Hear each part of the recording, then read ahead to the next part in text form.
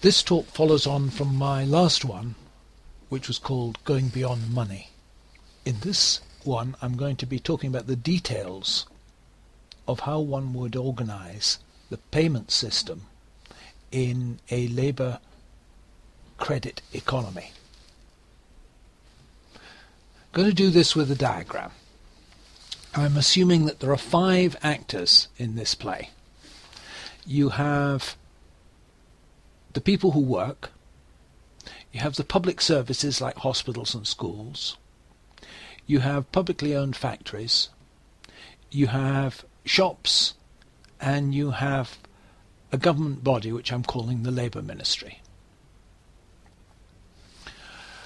Let's assume that there is a working population which puts in 2 million person hours per year in the public services and 4 million in the public factories, so that basically we're saying we've got 6 million workers, 2 million of them working in the hospitals and schools, 4 million in the public factories. I'm ignoring work in the shops at the moment for simplicity.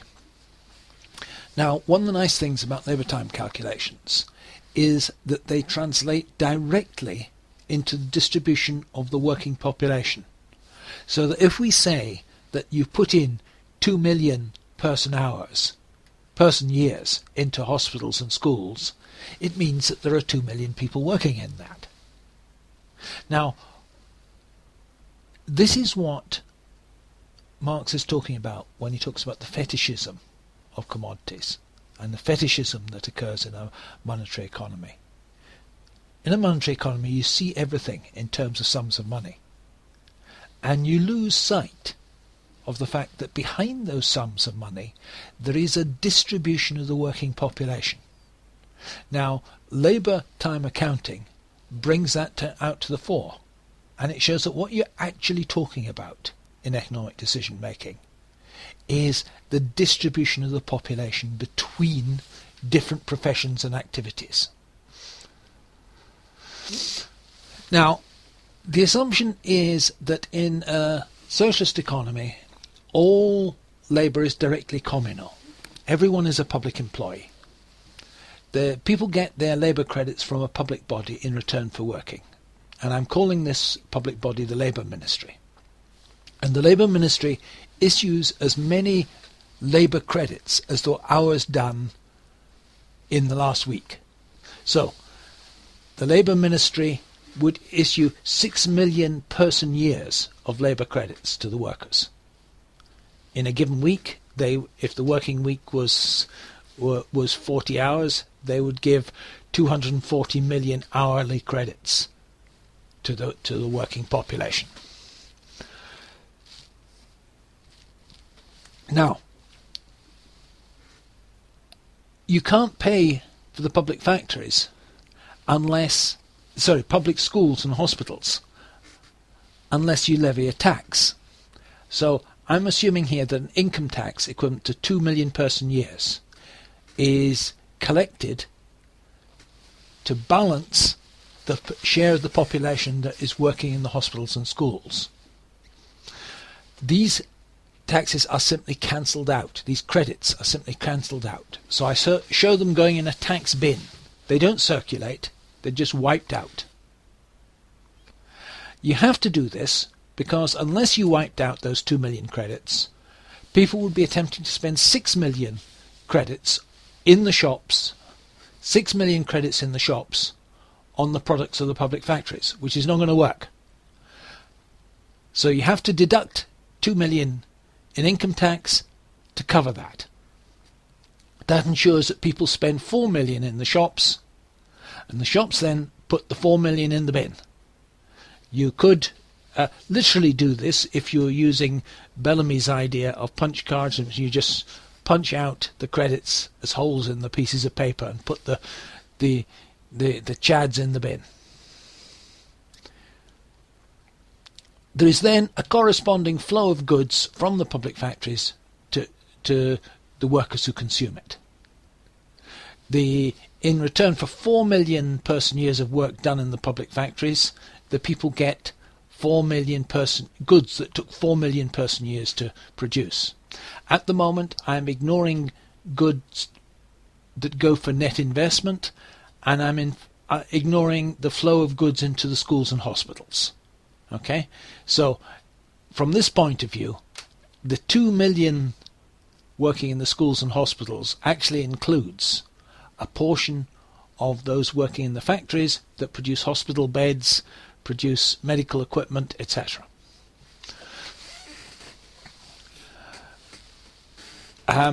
Alternatively, you can say there is a net flow in here, in which case the rate of income tax would have to be higher. The important thing is that the level of credits after income tax have to equal the flow of goods from the public factories to the workers. Now, the key point about this is that there's no circulation of labour credits. Everyone's a directly public worker, not an employee of a firm. In other words, labour is directly social labour. This is the condition that Marx said had to be met in order for you to do direct labour accounting. And in particular, there are no enterprises of the Soviet type which received rubles for goods they produced and paid wages. This is different from the Soviet model. Now, why is the law of value important still in this economy? If shop prices were not proportional to labour content, it would generate a severe set of problems. And these are not hypothetical problems. They're ones which actually have occurred in real socialist economies and have discredited socialism. If goods are priced too cheap, the shops sell out and you get queues and black markets. This happened often in socialist economies. And what this comes down to is essentially the level of taxation did not balance the level of effective demand, or particular groups of goods were sold too cheap.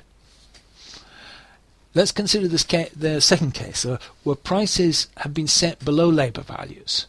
And this sets signals that are in principle impossible to meet. This struck me very strongly when I visited Poland in the early 80s, just before Solidarity came to prominence. There were gross, visible shortages of meat in Polish shops. The only way me and Greg Michelson realised that certain shops were actually butchers, because we couldn't read Polish, was by working out that the white slabs they had were slabs for meat. There was no meat on them. But when we went and looked at the UN statistics for meat consumption in Poland, it was 70 kilos per head per year. Meat consumption in Scotland was 56 kilos per head per year in the early 80s. There were no queues outside the Scottish shops, and that's because prices were set corresponding to the law of value in Scotland, but in Poland the prices of meat were heavily subsidised and sold below their values. Suppose you've got a country with 8 million workers, 3 million factory workers, 3 million farmers, and 2 million service workers. The workforce will have an after-tax income of 6 million. I'm talking about public service workers there. If food is sold at only 2 million, but factory goods are sold at their value, clearly people are buying goods for 5 million, which took 6 million hours to produce, 6 million people to produce, and that leaves them with 1 million excess of revenue. And that rapidly leads to food shortages in the shops.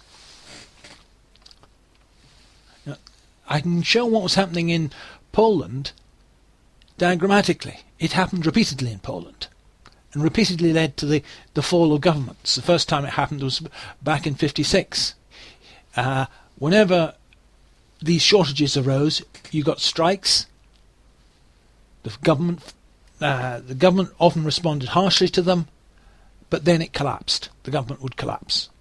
Here's a strike in 1956 where the Polish strikers are carrying a sign saying they want bread. If we look at the right-hand side here, the division of value added in the Polish national economy, this is from the 80s, shows a small section for agriculture. That's sort of as if they were selling it in my previous example for 2 million, for 1 million. But about a third of the population was working in agriculture. So a 10% increase in demand for food would have required an increase in actual employment, taking it round to here, which would have meant an impossible reduction in manufactured production. So the wrong signal has been set out. It's only possible for the planners to adjust the economy in response to changes in demand if the prices goods are being sold in the shops correspond to their values. Otherwise, the shift in labour required becomes impossible.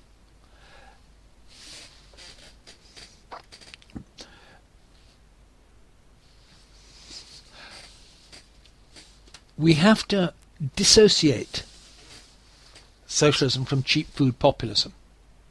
By that I mean the system of retaining money wages whilst using unrealistically low food prices as a concession to popular discontent.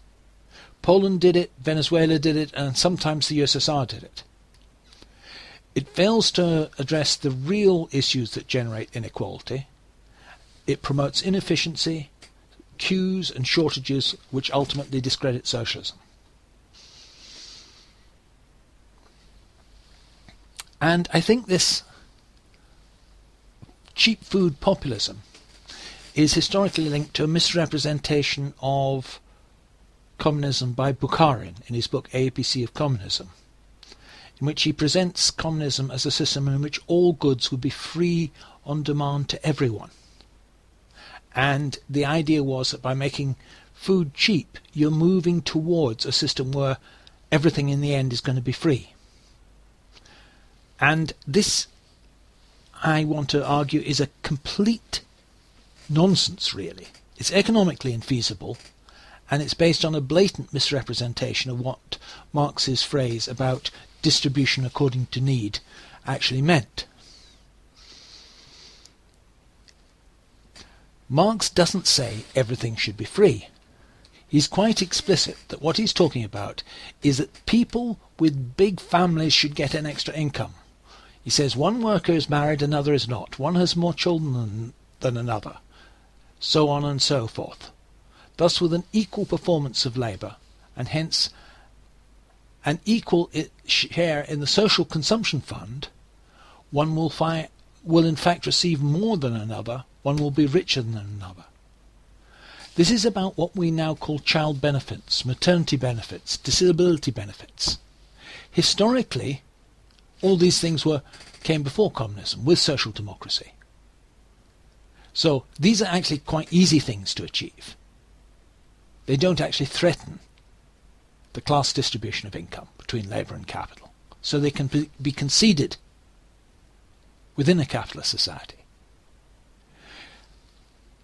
In a socialist society, these are going to have to be met out of income tax and would be paid in labour certificates. A family with many children would get compensation for the additional work they did in bringing up the children.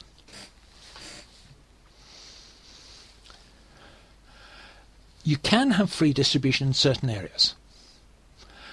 You can do it where the marginal cost of supply is negligible. For instance, the distribution of books, music and video on the internet. The distribution of scientific knowledge. No one has to pay for using Newton's laws of motion. You can incorporate them into any scientific calculation you want. No one needs to pay for music that is streamed down from the internet, provided taxation is used to pay for the servers which run to provide the free service. You can also make things free when demand is effectively fixed. Bus travel into the centre of town to go to work. If you know people are travelling by bus, let's assume they're electric trolley buses so they don't pollute, you can calculate how many buses are going to be needed to take people in, and there is no need to charge for that. That can be provided as a free public service met out of taxation. And you can issue free travel passes for that purpose. You might choose only to build enough buses to carry working population at rush hour, so only those who are currently working could get in during the rush hour with a workers' bus pass. At other times, retired people could travel for free. You can also have free distribution of services where there's an external assessment of need, as we have in the health service in Britain. You can have heart surgery for free because nobody gets it unless a doctor diagnoses them as needing it. But all of these have to be met out of income tax. They all introduce a reduction in workers' personal income, and they should only be embarked on if there's democratic support for it, ideally by some kind of popular vote. I'm now going to give a short digression on why Marx considered capitalist costing irrational and why he said it held back the productive forces. Later I'll come back and to show the relevance of this to the Bukharinite concept of communism. Suppose we have two techniques for producing things. One technique requires 160 person years to make the output. 100 person years in machinery, 60 person years of direct labour, 160. That's the old technique. An invention comes along that by increasing the number of person years in machinery to 120 reduces the amount of direct person years that go into 30. Clearly there is a reduction in the total cost of production of 10 person years, and the new technique should be chosen. Now, what happens in a capitalist economy? Well, we will assume a rate of surplus value of 100%. That is to say, the share of wages in value added is a half. This is what Marx assumed in his example. We have a technique of production, the original technique of production up here, 100 person years for machines, because the capitalist has to pay for the machines at their full value. On the other hand, he pays for the labour at half its value. So to the capitalist it appears this cost of production is 130, because he doesn't pay the full value of the labour. The new technique of production, he has to pay an extra 20 for the machines, but only makes a saving of 15 in wages. So the new technique of production is actually 5 person years more expensive, so they don't use it. So Marx's point is that the exploitation of labour sets a limit to the use of technology. There's a whole set of techniques which are socially beneficial in terms of saving human labour, but aren't used because the low cost of labour makes them appear uneconomic. If wages fall further to 40% of the value, the old technique looks even cheaper. So I've done a new calculation assuming that only 40% of value added is paid to labour. Then the difference between the old and the new technique is even greater, and the disincentive to employ new technology rises. So as wages fall, the disincentive to use new technology increases, according to Marx. And this is what actually happens. Here we see the growth in income inequality, the rising share of the income going to the capitalist class in Britain over the years. And on the other side, above here, we see the decline in the growth of labour productivity. Labour productivity growth declines as more and more income goes to the capitalist class. It becomes less and less profitable for them to use new technology. So the growth in new technology slows down towards zero. The trend is for it to become zero. Now that's not just Britain. It's a general tendency that you can see in all the capitalist countries. The capitalists responded to a crisis in the 1970s by stepping up exploitation internationally and shifting to a cheap labour policy. This biased the whole structure of the world economy against technical progress. So that we saw a general decline. These are Belgium, Canada, Denmark, France, Italy, Japan, Netherlands, Switzerland, United States. This is the growth, the yearly growth in labour productivity. And I've got it going from 1960 to 2010. And you can see rapid growth during the 60s and 70s, then precipitate decline as the rate of exploitation was increased in the neoliberal period. And it's now coasting along at around, for most countries, between 1 and 2%, often hitting zero. Why is this relevant to communism? The Soviets thought they were going to move to communism by increasing free or subsidized distribution. But this was all funded on the profits of nationalized industry, and they still use money calculation. The implication of this is that the more free distribution they provided, the higher the profit share of industry had to be. That implied the lower the wage share had to be. You can see where this is going. The very steps they took towards communism reproduce the same biased cost structures that lead to stagnation under capitalism. In both cases, there was an undervaluation of the true value of labour, because the wages system, money wages, underestimates social labour costs. The consequence of this was that you got a hoarding of labour by Soviet factories. Labour appeared cheap, and therefore they didn't want to give up workers. You had the continued use of labour-intensive techniques. You had a slowdown in the growth of labour productivity, and slowdown in the whole economy once the source of new labour of peasants migrating into the cities petered out. And this was the dialectical contradiction on the Bukharinite Khrushchevite road to communism. They were seeking communism by means of free distribution. But this free distribution, so long as they were relying on the profits of nationalized industries to fund it, meant they had to depress money wages relative to the actual amount of labour that was being performed. And this held back the growth of technology, led to irrational choices as to what technology to use. What are the answers to this? Workers have to get the full value of the labour performed. Public services have to be funded out of income tax, not out of the profits of nationalised industries. All comparative costings have to be performed using true social costs, person hours, not money. And there's no such thing as a profit-making socialist enterprise. Even if that socialist enterprise hands its profits over to the state, the existence of profit-making as a category distorts economic calculation.